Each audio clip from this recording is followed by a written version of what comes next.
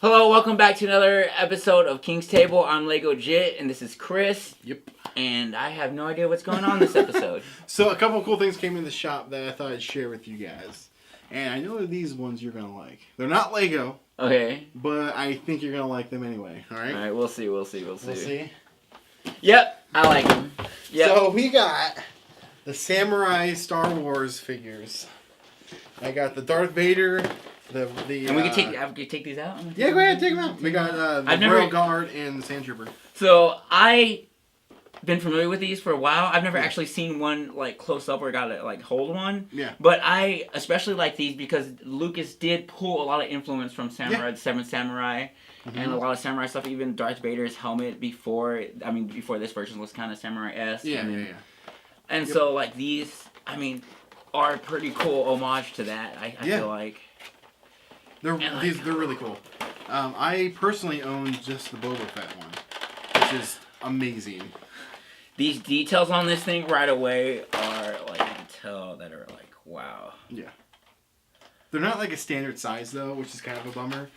If you're trying to put them in, like, with your other action figures. I don't mind bigger ones like these, because these are, like, 8 or 9-inch figures, which they're just by themselves. They're cool. You couldn't really put them with anybody else.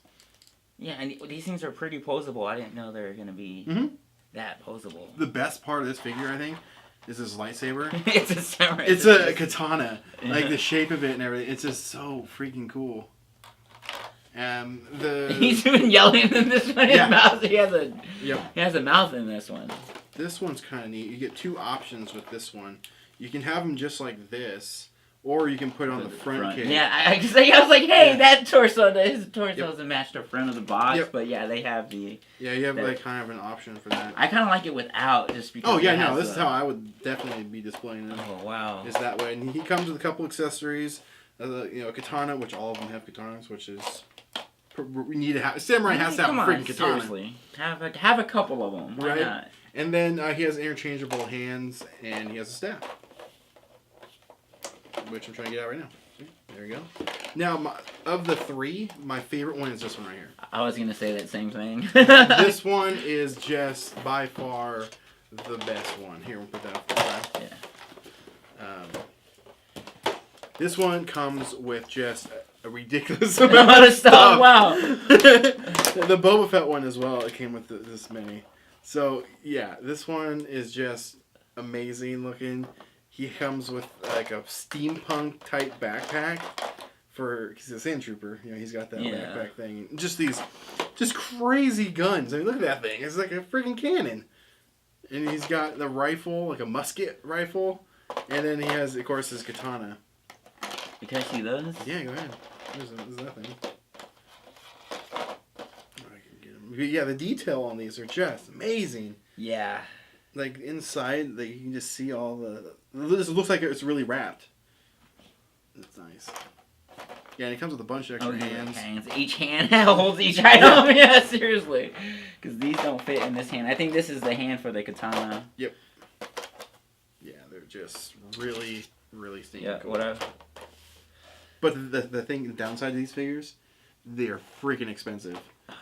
Like, brand new, they're like $90. For a figure? Yeah. Man, I might as well not even bother trying to get some of these. Yeah. So I'm selling these. But they are cool. These are cool. Yeah. So these came in. They're obviously used because they've been opened. So I was going to put $60 on them in here. I mean, that's legit if you're, Yeah. So I have one more thing that came in, and I'm going to show you. Almost Lego Jet. That's almost Lego Jet. Yeah, so I got one more thing I'll show you up here. And fine, these go back. Shh. Put him back to sleep. Go to sleep. Now, this isn't, I would say, something that is something I'm particularly into, this series, so I just got to show you. So this is an actual original page from a Batgirl and Ghost. I mean, I don't read comic books that much. And I've never heard of this comic book, but this is really cool. This is the original page. Like, when you read the comic book, I can actually say I own that page. There's not another one like this in the world. And I own this one. It's hand-sketched, hand-drawn. Yeah, you can see the ink underneath the Sharpie that they use. Yeah. This is from, I looked it up, I think it was from the early 2000s. Where'd you get this from? So this came in from a customer. He had a few other ones. It's like a Jose thing. Yeah, kind of. But not really. His name, I got him from, his name's Jason. Now, the interesting thing is... Oh, it's made out to Jason. Yes, it was signed to him. So he gave me a pretty good deal on it just because it was signed to him. Yeah, and Amy. Yeah, him and his wife. Now, the guy that actually drew this, and it's signed by him, his name is Randy Emberlin, I want to say. If that name sounds familiar to you, it's because when we went and did Jason's episode, not this Jason, but we have a Jason episode coming up, he is friends with this guy that drew this. Oh, wow. Yeah. So when I just got this in like a couple days ago. I'm going to talk to Jason that you'll see in the episode. Was he one of the ones that also did one of some of the sculptings that he had? Yeah. Yep. So I was going to talk to him, see about maybe actually meeting this guy, maybe get him on the show and talk to him a little bit. I mean, that'd be great to just like, I draw comic books. Yeah. So this is by Dark Horse, which they're out here locally where we're at. They're in Milwaukee, Oregon, or Gargantuan, whatever we said in that episode. It's Gargantuan for the good land. Right. Or Jake would say, was it the Milky Way or something? You'll see that episode here. I'll put a clip up. Yeah, Dark Horse's headquarters is in Milwaukee, Oregon, and that's about a 30-minute drive from here, half an hour, maybe an hour. So, I mean, I just love, like, one-of-a-kind, unique things, like prop replicas or even, like, carded action figures and this type of stuff. I'm not a huge comic book reader. I mean, I read, like, Walking Dead and some of those. Issue 3, page 5. Yep. I read, like, the trade backs, like, the condensed books. Yeah. But, like, this crap is awesome. Like, I couldn't help myself from buying this, and now I kind of want to buy more because it's one-of-a-kind, unique stuff. Which is another thing from the previous, or one of our episodes that we've done with the... Monday's Mail, where I talked about some of those autographs and stuff that were in those BAM boxes, and like this is something that would maybe eventually you might see in some of those boxes. I mean, they'll have to get a bigger box or roll it. We're gonna need a bigger box. But yeah, it is. I don't know what's going on. Another thing is that he brought in a stack of these just to show me, and then he pulled 2 out that he'd be willing to sell, and this was one of them. But he had like he almost has a complete book of a Wonder Woman. Like, he almost has it. He can say, I own that book, the real book, almost all of it. But they actually have the bubbles and the actual hand-drawn lettering with those ones. And that is just incredible. Dude, you can see the pencil underneath the ink, underneath the Sharpie on these. Yeah.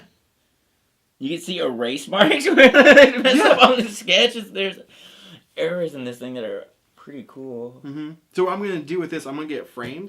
And then I'm going to buy the original book and cut out the page and put with it, so they can have them next to each other. But then at least buy 2 of the original books, so that you have one to keep in, and then have they're one. cheap. The book itself is like $4 or something like that. So yeah, I might get a couple of them. Yeah, because nowadays they don't do the bubbles anymore.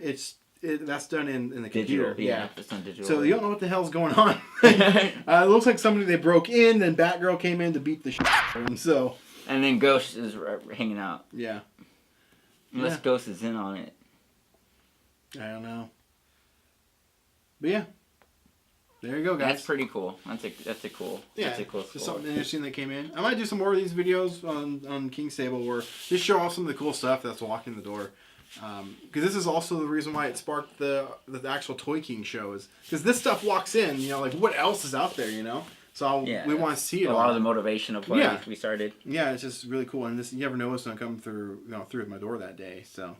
But, yeah, guys, make sure to like, comment, and subscribe, and we'll see you next video.